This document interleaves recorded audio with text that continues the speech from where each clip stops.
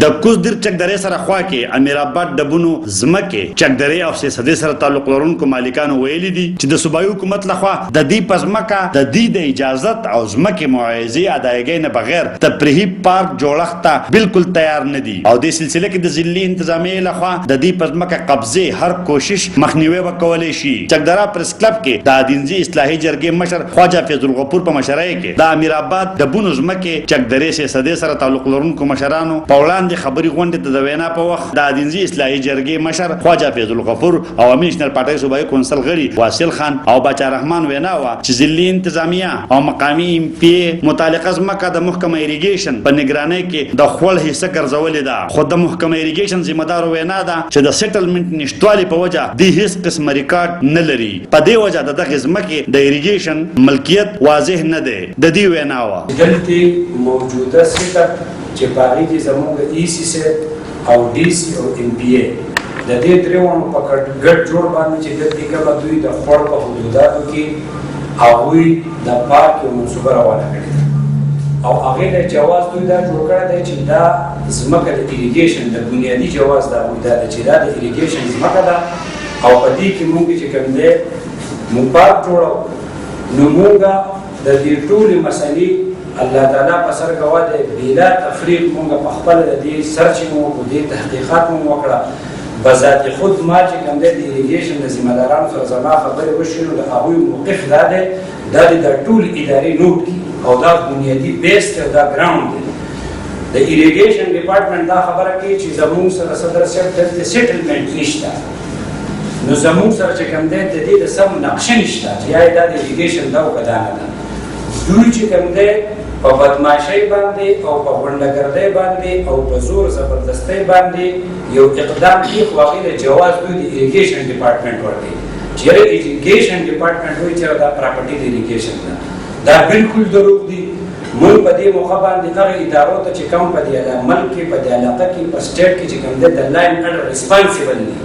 هغوی ته موږ دا وایو چې په دې کې دا په اصل کې د کرپشن یو جامع او یو مضبوطه منصوبه ده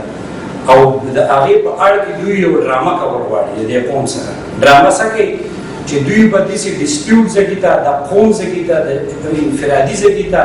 دوی به موږ هلته چې کوم دی کار شروع کوو بیا به قوم ته دا وایي چې موږ یو ښکلې منصوبه راوړو ده خو خلک موږ کار نه پرېږدي. نو موږ دا خبره کوو چې دا یو ډرامه ده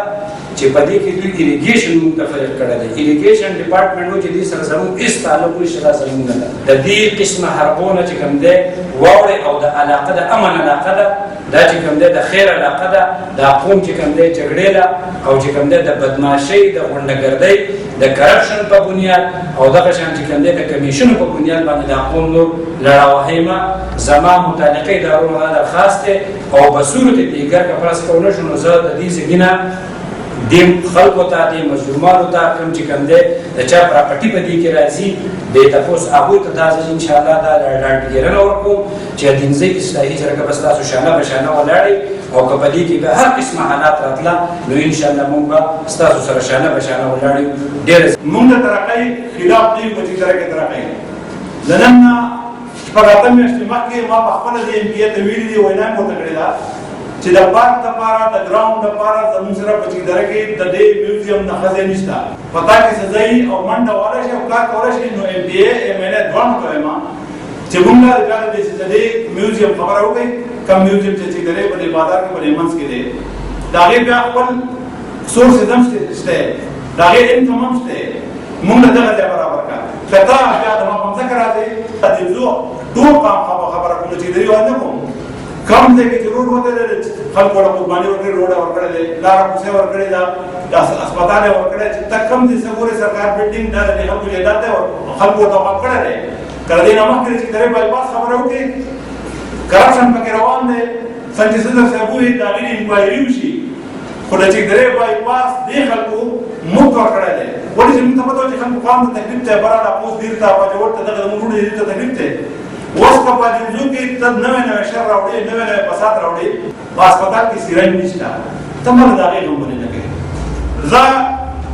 خپلو ادارو ته خپل ریاست ته درخواست کوم چې دا شر فساد دې ځنځرې کې دا مځکه دلته د ایریګیشن مځکه نشته زموږ سره پروف شته او کپرس کا د AC سره پروفي یا د DC سره پروفي او یا هغوی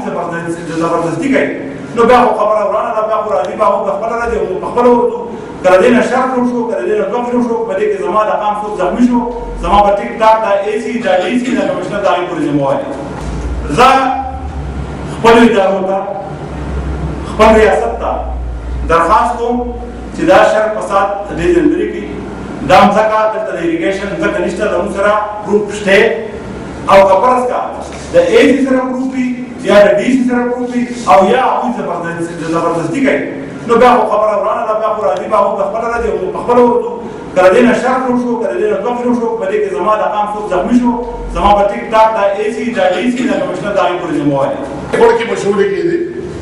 بلې خور کې به جوار کېده د دې خور نه به موږ غریب وله راوله دته به وي دته به مالکانو دي چې ما د شګه ما د باجرې خو به چلوله د دې خور نه به اجازه پښتو ګټې نن ته راغلی یو جابرې غوندې کار دې شروع کړی دی ته ایسې راچې موږ نه بنګړې چولې وروره لاول د سوال په طریقه وایو چې دا د PTI حکومت ته یو لوی ټیسټ رسېدلی ځکه چې ته ټول د عدیزي عوام راپاڅې او په شر او په فساد یې اخته کړې ته راغلی زما د سلسلې د روډ اتم میاشتې وشوې روړی پکې پرته ده او دوړې په خلکو د پاسه وړي په چکدره کې پرته ده هغه وړي ته لاړ شه د هغې غم وکړه خانه ته چې ځای علي ته جوړې یو په لس په ما ته د دې ریډ راکړې حکومت غریب نه دی انشاءالله بیا راځو زه به تاسو ته وایم چې وایي تاسو پکې کار کوئ نو موږ دې ته تیار نه یو او دې ته جوړ هم نه یو او په خوړ کې زموږ 100 فوټ د خوړ یو لوښی مو په خوا مو د خلکو لیدلی نه دا 300 دی نه 400 نه پکې څوک پرېږدو